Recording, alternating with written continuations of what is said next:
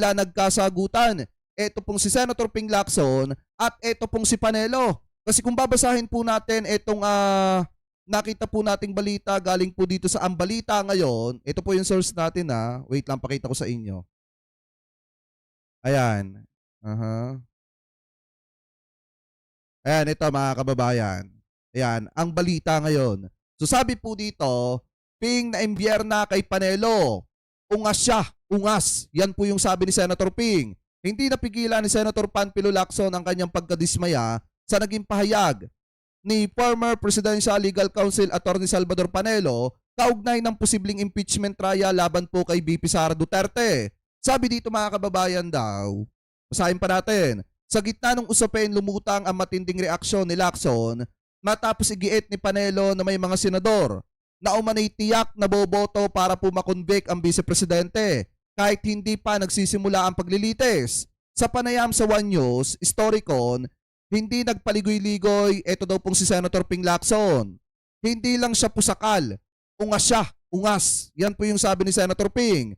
Ang pahayag na ito ay malinaw na indikasyon ng pagkainis ng senador sa umano'y pangunguna ni Panelo sa naging resulta o magiging resulta ng isang prosesong hindi pa nagaganap. Sabi pa dito mga kababayan, senators will be based their decision solely on evidence presented during the trial. Dagdag pa niya, hindi nararapat na husgahan o hulaan na naging boto ng mga senador bago pa man marinig ang buong panig ng kaso. Nauna nang sinabi ni Panelo na ang aniya, mga pusakal, na mga senador daw po na sina Senator Risa Hontiveros, Senator Kiko Pangilinan, Tito Soto at Senator Lacson ay kabilang sa mga posibleng bumoto para daw po sa conviction ni Sara Duterte. Ano po sa isang pahayag na pinalagan mga kababayan ni Senator Ping Lacson. So ngayon, kung titingnan nyo pong mabuti, nanguna na nagsabi na pusakal mga kababayan, ito daw po mga senador, kabilang sina Senator Risa Hontiveros at Senator Ping at Kiko Pangilinan mga kababayan at Senator Tito Soto, doon daw po sa mga pusakal na binabanggit itong si Panelo. Kaso nga lang ang problema mga kababayan, alam naman po talaga natin na hindi po palalampasin yan ni Senator Ping Lacson at ibabalik po yung mga salita na yan kay Panelo. Kaya nga ang ending dito, nagmukhang walang alam ito pong si Panelo. Kasi nga naman, alam naman po natin na yung ibang mga senador, hindi po talaga basta-basta nagbibigay ngayon ng opinion patungkol po sa proseso ng impeachment ni Vice President Sara Duterte. Mga bobong senador na nga lang yung nagsasalita ng maaga pa lang, hindi na po sila boboto sa impeachment itong si Sara.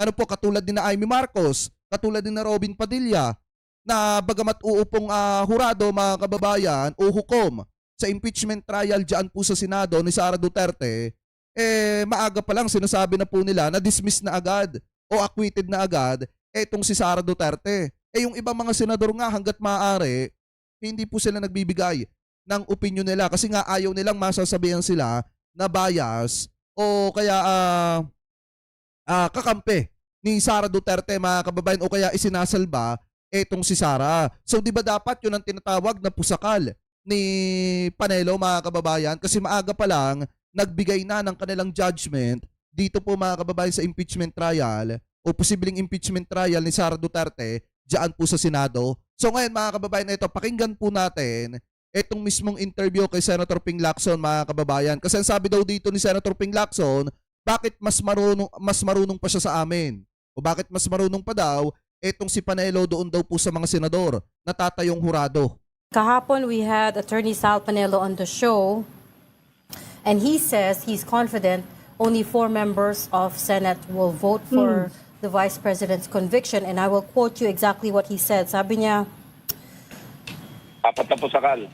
yes, sa trial, maniwala kayo, 4 lang ang boboto ng conviction, kasi yung mga pusakal na kontra kay VP Sara, si Hontiveros, si Pangilinan, si Lacson, si Soto, yung 4 na yon, definitely conviction yun. Can I have your response, please? Alam mo, much as I don't want to comment on a nonsensical comment or statement, pero dapat sagutin din bakit marunong pa siya sa amin? Aroy! Ako, walang pwede magsalita on my behalf. I can speak for myself, except the evidence. Ay, shoutout kay Ma'am Malumal Dita. Thank you po sa panonood Sabi ko na yan will always be guided by the evidence. Wala pa tayo doon. Tama. Bakit pinangungunahan niya at tatawagin pa niya kaming pusakal? Anong intention? Anong lalagay niya kami on the spot? Ba't mas marunong pa siya sa akin? Bakit mas marunong pa siya kay Risa? Ba't mas marunong pa siya kay Kiko? Ba't mas marunong pa siya kay SP? Bakit manghuhula pa siya? Kung sabihin ko siya yung pusakal na manghuhula. Oh, wala ka pala Panelo eh. Pusakal namang huhula ka pala eh. Kasi nga mga kababayan, kung iisipin po natin wala pa tayo sa trial ng impeachment ni Sara Duterte dahil hindi pa na itatransmit o hindi pa na i-impeach etong si Sara dyan po sa Kamara at hindi pa na itatransmit mga kababayan yung mga impeachment complaint sa Senado. Kaya wala pang trial. Pero bakit masyadong kabado ata itong si Panelo at pinangungunahan yung posibleng mangyayari o magiging resulta ng impeachment trial o posibleng impeachment trial ni Sara Duterte dyan po sa Senado mga kababayan.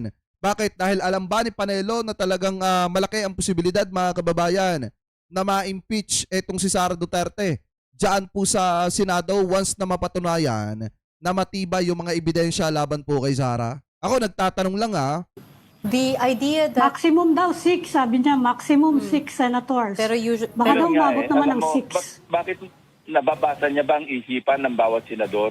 Oo.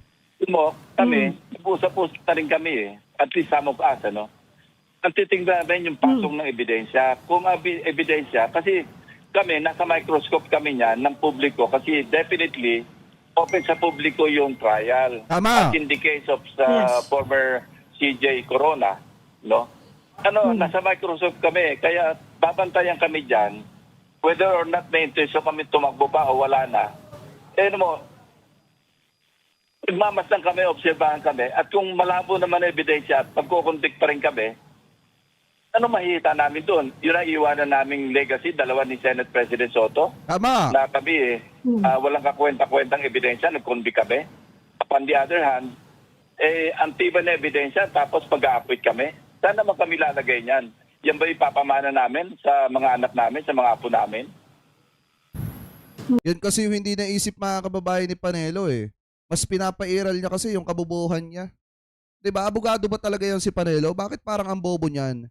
'Di ba mga kababayan? Ako nagtatanong lang kasi biruin niyo ikaw ba naman abogado ka tapos naging dating legal counsel ka pa ng Duterte administration tapos magbibigay ka ng isang statement na parang ang dating hinulaan mo yung nasa sa isip ng ibang mga senador.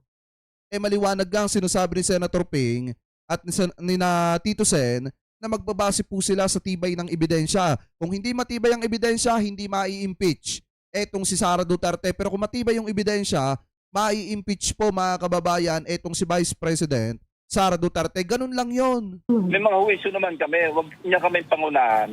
Kasi yun ang talagang complete nonsense. Yung sasabihin mong apat yung sigurado magko-convict. Hindi lang sa pusakan. Ungas siya, ungas. Pero Hindi ka daw pusakal Senator tawag dito, Attorney Salvador Panelo. Hindi ka daw basta pusakal, ungas ka daw. Ayon kay Senator Ping. para lang sa ating Pero tagapakinig, ito, parate. ibig sabihin ka ng pusakal. Thank you. Galing yan sa sa salitang pusa Pusang sa kalye. Pusakal. Ito na galing yan. Hindi ko na tinanong. Usually, ang ibig sabihin yan, adik. Diba? Yun ang ibig sabihin yan. Pero marami akong pusakal pwedeng na isipin magnanakaw. kay Senator Ping Lacson. Pero Pusakal hindi mo na siya sinungaling. maisip na adik. No? Yeah. But the idea that confident sila that she will win if the impeachment case goes to a Yeah. Senate trial, and that it's going to be a numbers game. That's what Attorney Sal Panelo said. Yeah. What do you think of that? Does it have any basis at all? Given that, let's be honest, Kasi biruin nyo mga kababayan ito para sa akin, tingin ko may impeach po dyan si Sara Duterte pag matibay ang ebidensya. Kasi biruin nyo si Bato, automatic mga kababayan, siguro naman bago magkaroon ng impeachment o bago magkaroon ng trial, baka lumabas na mga kababayan yung arrest warrant niya galing po sa international criminal court, ganun din yung kay Bongo. So kung ma-arresto yung dalawa, o di tanggal na agad si Bato at saka si Bongo. Ngayon mga kababayan, Diba si Chis Escudero, makukulong pa yung mga yan. Sino Joel Villanueva, Jinggoy Estrada. O biruin niya, si Chis, si Joel at saka si Jinggoy. Possible mga kababayan na makulong yung mga yan dahil po sa pagkakasangkot sa maanumalyang flood control. Kaya nga kung makikita nyo, sino pa ang buboto para ma-acquit itong si Sara Duterte? Diba mga kababayan, wala na halos gaano. Kasi biruin nyo, si Jinggoy, si Chis at saka si Joel, posibleng makulong din yan. Medyo divided nga naman talaga ang Senado. Walang basis at all. Ano? Kasi alam mo, At yung 2 bilyar, mga kababayan, magpi-playing safe yun. Dahil alam nyo naman, mga kababayan, na mga bilyar, may mga issue din yan. ang pinaka-saving grace ni Sal Panelo, yung anak niya, ang layo, yung anak niya, ang layo ng bagsak nung prutas do sa puno. Iba yung ibang aura ng anak. Ano? Ako, humahanga ako doon sa anak eh. Pero saan kumuha ng ganong ugali yung anak? Yung tatay niya, ang layo eh. Ano?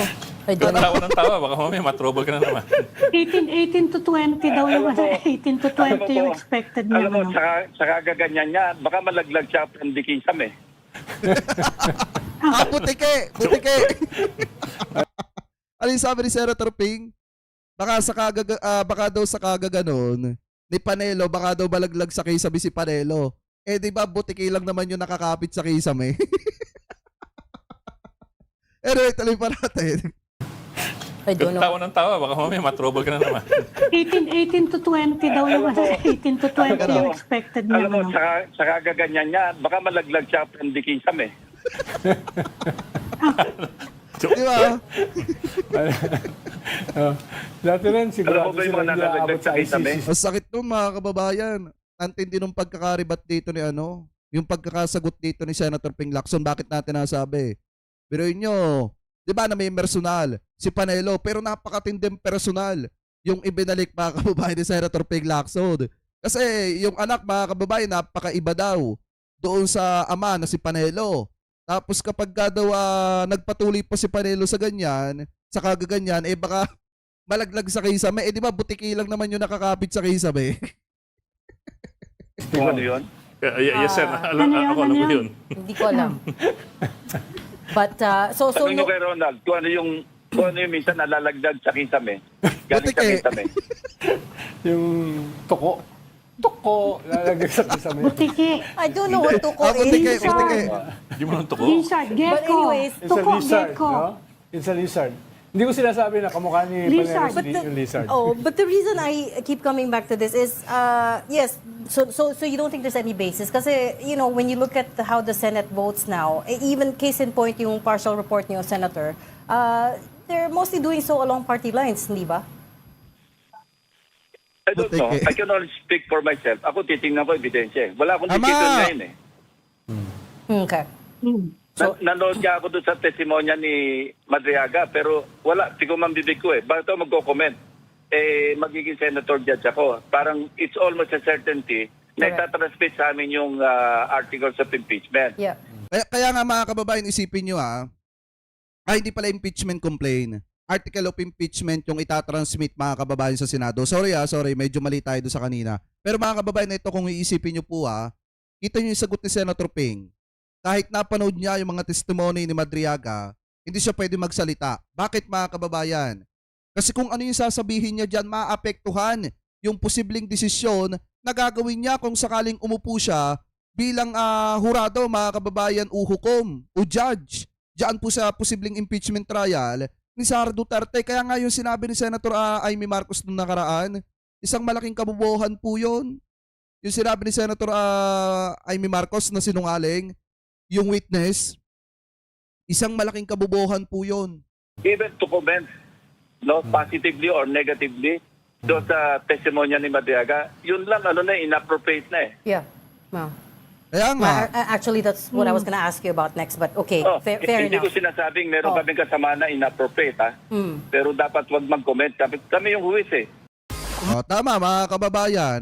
Kasi kung titingnan nyo ano ba yung, di ba biruin nyo, nagbitaw si Madriaga ng ng mga testimony. doon po sa hearing ng Justice Committee diyan po sa Kamara.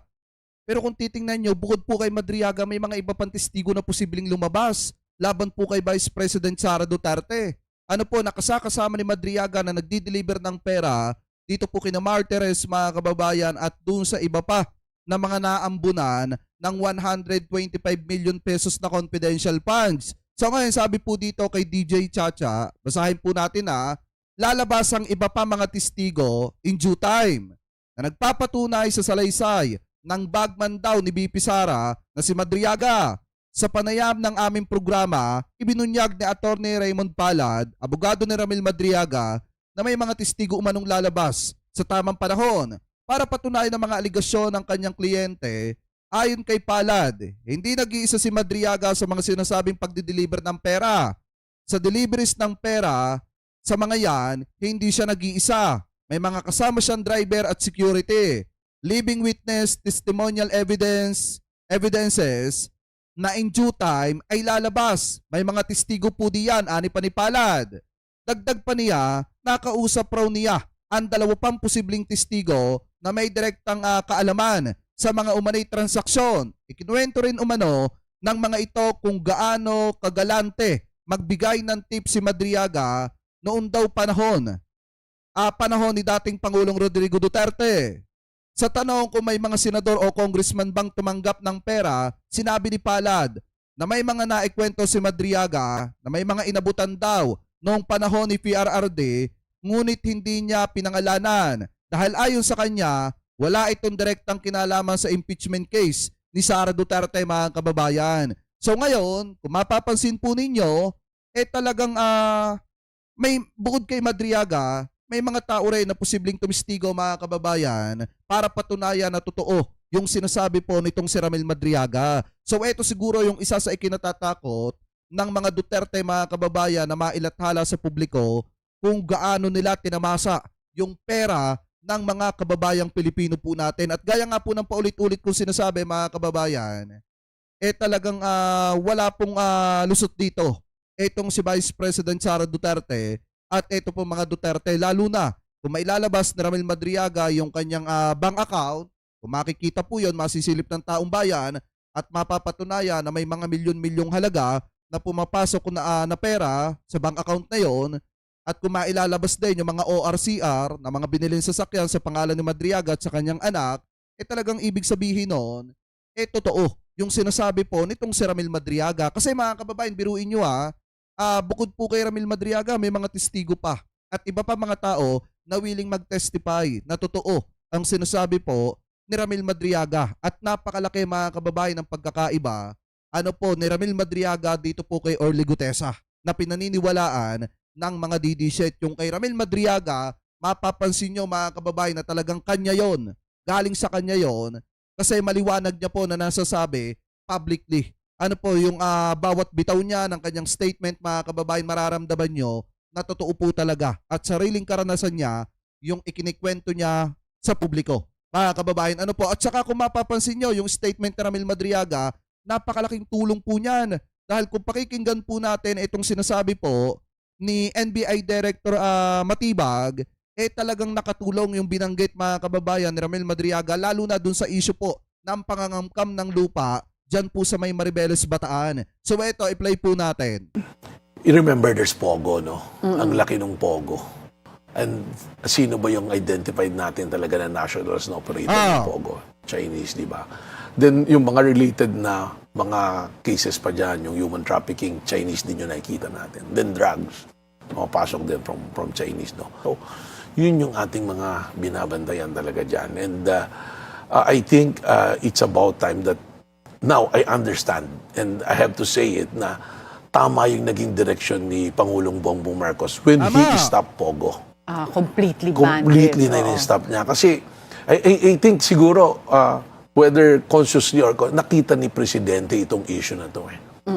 Kasi related din to, Attorney Karen, yung sa Bataan, Yung lumabas dun sa testimony kahapon ni Ramil Madriaga na land grabbing sa Maribeles, Bataan, that is, when we're investigating it. And So are you also investigating Attorney Harry Roque? Kasi na-mention ni Madriaga Yes. si Attorney Harry Roque. Even before niya minention, there's already a complaint ng 17 farmers ang involved Chinese din. And ang hinahanap namin na tao is the incorporator of First Bataan is Pilipino na yung pangalan, Danny Caro, which there's very suspicion na ito, Chinese din na nakakuha rin ng birth certificate. Diba? If you will look at it, parang connected yata lahat. That's why I go back to saying na the decision of President Bongbong Marcos to stop Pogo is one of the best decision na ginawa niya, protecting the national interest of our country. Pero si Sara Duterte, mga kababayan, tutol na tutol dyan. Dahil kung talaga may malasakit siya sa mga kababayang Pilipino po natin, sana noong mga panahon na lumapit sa kanya, etong si Ramil Madriaga dahil kinakamkam ni Harry Roque, ng kampo ni Harry Roque yung lupain ng mga kababayang magsasaka natin, dapat inaksyonan po yan ni Vice President Sara Duterte. Kaya nga mga kababayan, ito kung iisipin nyo pong mabuti, ano ba ang purpose bakit pinagtatanggol pa rin ng mga DD etong si Sara Duterte? Mukhang wala na nga po sa tamang katinuan yung ating Vice Presidente. Kasi biruin nyo mga kababayan, saan ba naman kayo nagkatala o nakakita ng Vice Presidente na pagkatapos po magbanta, magsalita ng kung ano-ano, magbura publicly, bigla pong sasabihin sa mga kabataan yung salitang ganito. Biruin nyo, sabi dito, binigyan din ni Vice President Sara Duterte ang kahalagahan hindi lamang ng edukasyon kung hindi ang pagkakaroon ng magandang asal sa kanyang pagdalo sa moving up ceremony ng mga mag-aaral ng Solidad R. Duterte National High School sa Davao City nitong Marso at 30. Sabi dito, quote-unquote, BP Sara may payo sa mga kabataan na magkaroon kayo ng magandang asal. Biruin nyo, siya pa yung nagsabi niyan. Pero yung ginawa niya, mga kababayan, publicly, yung pagmumura niya, yung pagbabanta niya sa buhay ng presidente, ng first lady, yun ba may matatawag na magandang asal, mga kababayan, na dapat tularan ng mga kabataan? Kaya nga sa totoo lang, yung ipinagtatanggol nito mga DD mga kababayan, yung isang tao na nahaharap sa matinding isyo ng pagnanakaw sa kaban ng bayan, ganito yung sinasabi publicly pagkatapos gumawa ng mga eksena na talagang karimari-marim, ika nga mga kababayan. Di po ba? Kaya nga, biruin nyo ang ating mahal na presidente, tinuldukan yung isang bagay, mga kababayan, na talagang bukod sa nalululong sa sugal yung mga kababayan Pilipino po natin, ay nauuso din yung pangangamkam ng lupa ng mga kababayan po nating magsasaka. Yan po ay tinuldukan ng ating mahal na presidente, samantalang nung lumapit si Madriaga kay Sara Duterte para kausapin itong si Harry Roque na tigilan yung pangangamkam ng lupa sa mga kababayan nating magsasaka, anong ginawa ni Sara Duterte? Tinraidor niya si Madriaga at tinabla niya ito pong si Madriaga para kay Harry Roque. Kaya nga kung iisipin nyo mabuti, itong si Ramil Madriaga, hindi niya talaga intensyon na isiwalat lahat ng nalalaman niya patungkol po kay Sara Duterte. Kaso nga lang ang problema, tinraidor siya ni Sara Duterte, mga kababayan, kaya napilitan siyang ilathala lahat ng nalalaman niya. Si Madriaga po ay solid DD mga kababayan. Solid DDS, etong si Madriaga na tinraidor ni Sara Duterte, yun po yung katotohanan dyan, kaya napilitan magsalita etong si Ramil Madriaga laban po sa mga Duterte. Lahat ng nalalaman niya, isiniwalat niya laban po sa mga Duterte dahil nga tinraidor siya ng isang Duterte. Ano po? Anyway, kayo mga kababayan, kung kayo po ang tatanungin, ano po ang masasabi nyo hingil po sa usapin na yan? Comment below na lamang po kung ano po ang comment at opinion po ninyo hingil po dyan.